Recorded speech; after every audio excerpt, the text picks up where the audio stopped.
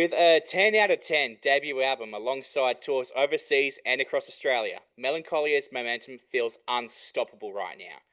We're on the verge of their debut headline tour and this fucking close to the release of their sophomore album, Random Access Misery. I'm absolutely fucking stoked to have Josh and Alex here with us at All Sound. Thanks for joining us, fellas. Thanks for having us, brother. Stoked to Thank be here you. talking to you. Fucking keen as. So last year's History Rotten Teeth, it left a mark on the deathcore scene with the band's gothic dread filled horror signature sound, right?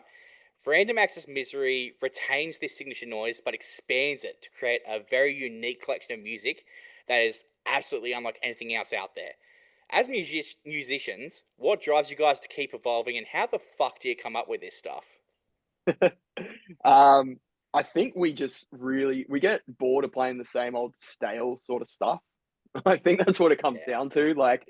I think, like, speaking on behalf of everyone, we're all a bit over the not over it, but like the deathcore thing is just like it's starting to wear us out a bit. Like, it's just everywhere you look, everyone's doing it. And it's not to say that that's a reason for the change. The change was quite natural, the expansion at least. It was just going back to our roots, like specifically, I mean, all of us have come from like nu metal backgrounds. And that was always like a bit of flavor in the last album. So I think it was more just like getting a bit tired of the same old deathcore tropes and trying to move into a territory that we're familiar with and love, but felt that we could expand upon, like, and be true to us still. Yeah, fuck yeah. Yeah. What do you reckon, Josh? Anything on your end? I kind of just like, I don't know, pretty much the same stuff. Like, instead of just playing the same, not regurgitated, but it feels regurgitated, like deathcore, death metal stuff. It's just like, why don't we just do something that's way more natural? Like, it's not like, I wouldn't say the deathcore thing was forced, but it was just like, why try when we can just do this thing like 100 times easier? Yeah, it feels more like us. I think it comes more naturally from us. Yeah, like cool. We've all come from a deathcore, death metal background. I think that also, like, because it's been years of us doing it. Like, I think all of our beginnings on our respective instruments were probably more rooted in nu metal and that side of things. So it just felt like, coming home to that rather than, forcing riffs out of us that we didn't particularly strive to want to do. Yeah. Yeah, cool. Yeah, I'm relatively newer into the deathcore scene. Like I've kind of dipped my toes into this, this big surge that's been happening since the start of COVID and stuff. And yeah, so it was really, really interesting to me to hear that, like there's you guys making your unique stuff, but that's also got the flavors of of your inspirations in new metal, and yeah, it really left a mark, I think, on the scene. Obviously it's led to you guys getting some crazy opportunities overseas and nationally, and yeah, I'm glad that you guys are able to see the value in it and push forward to create something new. Um, there's a lot of factors that diversify your sound in Random Access Misery. Inclusion of clean vocals was a big one that I remember a bit of comments on, the jump scare clean vocals as an example. I really like how the album blurs the lines between metalcore, deathcore, nu metal, and a lot of blackened influence. Genre has its place, but with labels, sometimes there are limitations. How do you guys manage to create your own fresh and unique sound in a scene that really can be oversaturated? I think it is just like a blending of everything we love. It's like, I think the reason, like, specifically for me, like, that I write music is I write music I want to hear. You'll never catch me or us like releasing music that we don't enjoy listening to. So I think there's a lot of times where I might be listening to a band. It's like, this part was sick, but God, I wish it did this next. And I think that's sort of, it just comes like out naturally. And it's not often that we're going, oh, we need to write this kind of song. It just sort of comes out. Yeah, I really appreciate it when artists like they write when they write shit that they like, you know, not it's Yeah. like, oh, we have to have a token breakdown song, or we have to have a, you know, a token song with, I don't know, the horny riff or fucking whatever, Yeah. you know, like, oh, we need to have this song about this, you know. It's just you write what you want to hear and what you want to play, which, you know, if you guys are going to play it for the length of an album cycle, you got to love it, you know. So Yeah, absolutely. Yeah. I think, yeah, it's, to me, like, I think a good way to put it is sometime last year when I put out my album of the year list, and I said, like, what my, I guess, guesses for next year were going to be, I just straight up said it's our new album. And yeah, and it's not coming from a place of ego or arrogance. Like, it's genuinely like, oh, cool, what's the kind of stuff I want to hear in music? I'm going to put that onto recording. But yeah, I can't imagine us just regurgitating Hits Through Rotten Teeth 2 and enjoying it. I sure as hell wouldn't. I know Josh wouldn't. No. No, it's just like, I mean, I guess I won't say that it's just like it all naturally comes out. Sometimes I'll be like, oh, I'm feeling like I want to write this kind of a feeling, or like, I really like this song by this band. What do I like about it, and what would I do to expand upon that kind of a vibe? That's probably as close as it comes to it being like a actual mental thought that isn't just whatever came out came out. yeah, sick. Anything to add on to that one, Josh? With the whole thing about like genres and like labels and stuff, like we're lucky that we work with like cool labels. Like no one tells us what to do, pretty much. They're like, they just back us as us, and if it's not good, then too bad, because we're doing it. We're doing it, basically. Yeah. Like no one from either label, like Grayscale or Nuclear Blast, have ever been like, oh, you should probably like do this. No one has ever done that. So it's like really easy for us to just be ourselves because we have like the backing to be ourselves. Fuck yeah, and I think that's such an important thing in making good music, not just music that's fun to play or listen to, but music that, you know, people gel with, you know. Yeah, 100%. I wanted to talk a little bit more about you've got a very evolutionary visual identity going on. Like you've got the all white attire. It really Quite a crisis. contrasts with the dark imagery and identity of Melancholia, but you still have, you know, all the body paint and everything going on. It really feels like a reflection of the direction you're going. Like you've still got your rooted signature sound, but you've got all this new, you know, this new tone visually and audibly coming through. Was that intentional, that kind of visual aspect of your shows and your performances? And if so, where did that come from? It's quite a crisis being in white. Yeah, it is such a crisis. It's very hard to keep, like, I think it was one show on that Thy Art tour, and we're all like, fuck, so much black paint. Look, it was definitely like, I think it was like, I was probably only just started writing the album, and I would have said to Josh, I'm like, the next album cycle is white and blue. That's the vibe. Like, if History Rotten Teeth was like black with like tones of red and grays and stuff, this was going to be white, blue, and chrome. I think because like we took so much influence from nu metal, there was a lot specifically from, say, like the Iowa cycle of Slipknot visually that sort of gave me that vibe of those colors. I do often associate sound with colors. And like a lot of stuff, like you look at our video for All Is Rust, it's directly influenced by Spine Shank synthetic, and there's a lot of silver and blue in that. Static X did a lot of silver and blue vibe.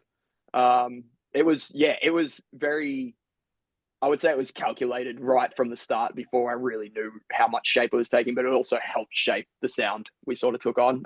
The black body paint thing is just always going to be a part of the staple, as unfortunate as it is when we're getting ready for show 17 on a tour and we're all just like, fuck, I don't want to put the body paint on. I was smart and I got long sleeves. Yeah. Big brain. Yeah. Yeah. I mean, like the fit I wear in the Rust video, I'll do like my entire torso fully painted black, which looks cool but in hindsight, it's going to kill me if I do that fit on tour. But yeah, visually, it just felt like that was where we were going. It felt very Y2K. It felt very cyber. It felt very MTV. Like, there's so much to a full white fit. And I've said it before in interviews that all white is as goth as all black. I actually think Dimmu Borgir's live performance, is it Forces in the Northern Light? Yeah. That was that they did the full white fits, and I think that was probably the initial catalyst for planting the idea in my head. But yeah, it was definitely intentional, and it definitely was sort of helped shape the sound / the sound sort of brought that on. Yeah, cool. Yeah, it's definitely it's different because all the other bands you see, they're always like in the black shirt and the black jeans, or they're just the full black get up, or sometimes they're just comfy, whatever. But when you've got the stark white outfit that you guys have on, it's adds to that flair, I guess. It's pretty abrasive to see, really, when you think about it. Like everyone is always wearing black, and it's just really abrasive. It's like here's like 5 dudes in all white. Yeah, with the blue light as well. Yeah, it really makes the blue light looks so good. Yeah, like you go from this, emos, the emo goth look with the big like long coat, the fishnet top, and then this, big, these white long sleeves, and the paint just like sticking out from the neck. It's awesome, awesome stuff. Yeah, thanks, bro. I appreciate it. Yeah. Touching on you guys live, the songs from the album, from what we've heard so far, they hit just right in a live setting. I was pretty lucky to see all the current singles in Albury on the Viart tour, and I'm curious to how effective you find the process of creating music that's catered specifically to a live show. Like I understand that you try and cater to write music that caters to mosh pits and stage dives and stuff like that. I think we had a lot of time, like we've spent so much time touring since we started. Over time, even pretty quickly, we would sort of figure out what songs were hitting harder live and what were more fun for us to play. And it was sort of like a combination of that. So going into writing, even as far as like not even just instruments, like vocally, I was trying to write stuff that I knew would be more fun to play live, a lot less taxing, because I mean, writing History Rotten Teeth, doing the vocals for that, we hadn't performed yet. I wasn't really sure what my limitations were going to be once I was on stage and adrenaline was hitting. So I went into this a lot more conscious of that, and I think we just have more fun when the crowd's going nuts. And it was just like, we have more fun when it's groove orientated instead of playing these crazy technical riffs with bullshit fast drums underneath them. It's just like we're having so much more fun just grooving out.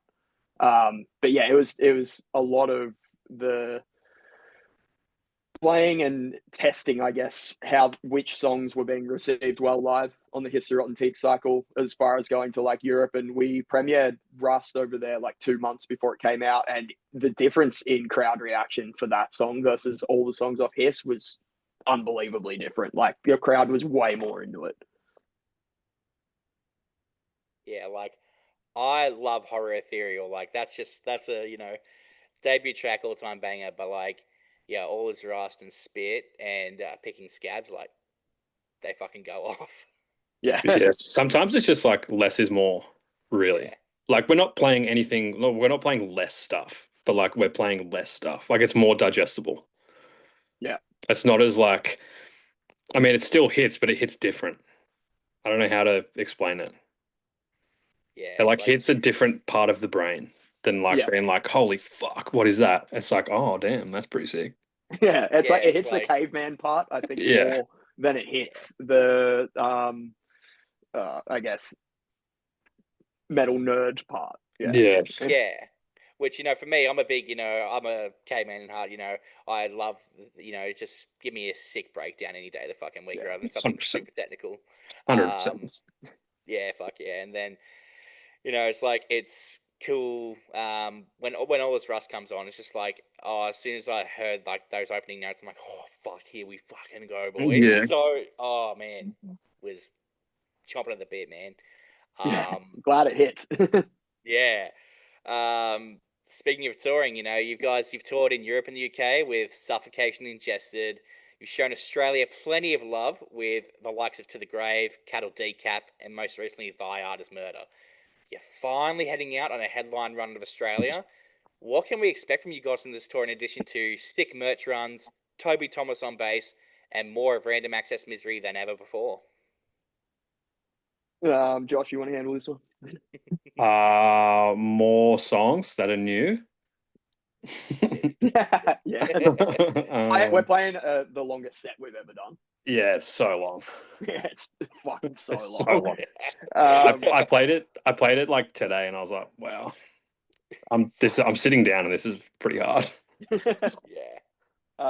Yeah. We're I think it feels like we're gonna like, because for a long time we'd get these show offers to headline, or we'd get asked to headline tour, and like we just always knocked it back because we were like waiting for the right timing. So this whole time it's sort of been like we've been grinding the axe, like preparing to eventually do a headline tour that felt like worthy of a headline. It wasn't just a local band going out and like playing last at the end of a run of shows. It was, this is specifically, we're headlining. This is how we've evolved. This is what we are now. And yeah, I think what we've sort of got in store is just, it feels a lot more like a level up. I think that's probably the best way to put it. It even on the Die Art tour, it's, pretty on that direction of what to expect, but there's still like so much more to come. It's just, I guess, establishing us as that next level.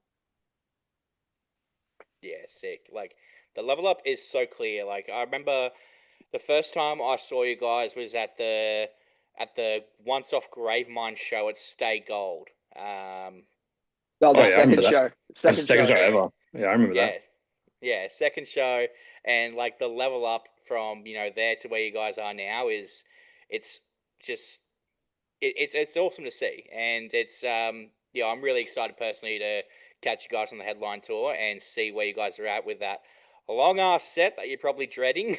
No, it's got to be mad. I'm complaining. Mad. I'm complaining, but I'm just a loser. I think this is the thing. It's a long set, but we're playing songs that we all love, and there's new songs in there that all of us are fucking like really pumped to debut. Yeah. I think that's the most exciting part. Plus, we're going out with like the full lineup. With Toby on bass, the energy is so different now, in a good way. Yeah. Like he just brings like this whole different crazy energy to the stage. And we've always had Shauno, our photographer, videographer, with us, and now we've got Seamus, our front of house, who's just joined the team. It just feels like this is the right time, and this is like the impact we're going to leave is with this team of people. We couldn't have like a better group around us surrounding this run. Yeah, like it's gonna be such a cohesive, very cohesive unit, and Toby wasn't on the Thy Art tour, but I'm so freaking keen to see what he brings to the stage in September. Yeah, we had a situation where we had to in and out Toby and Billy just because Toby was away for 2 weeks right in the middle, and Billy was away for the first and the last. So we only played on that run. We only played 2 shows as full lineup. True. But yeah, it was wild. Yeah, like I mean, me, Mason, Josh were like in the trenches, but like Toby and Billy come in fresh as. Yeah, I just had like a week off. I'm like, shut up. It's like, bro, I've been sleeping in an RV next to Sean for 3 weeks, bro. So, but yeah, it's the energy on stage with all of us is sort of undeniable. I think that's the main point, and I think that's going to be a big talking point after this headline run. Fuck yeah, I'm really looking forward to it, and I'm really keen to see what you guys put on the set list. Like I've listened to Random Access Misery a couple of times, and you'll see the review later, but I fucking love it. Glad to hear. So I got to ask, what are your guys' favorite songs, or can you nail it down to 1 or 2 favorite songs from Random Access Misery?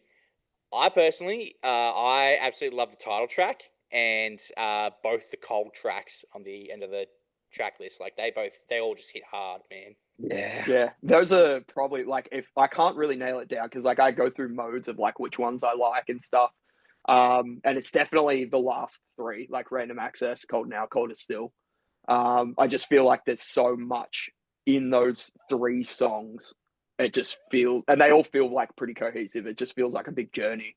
But like that being said, like it changes. Like there's some songs I'll vibe more than others some days. And even like the singles, like originally I probably would have told you they were my favorite, but just because we've been playing them the longest and we did all the music videos for them and all that sort of stuff, it's just like they've moved to the back. But yeah, the last 3 for me, probably.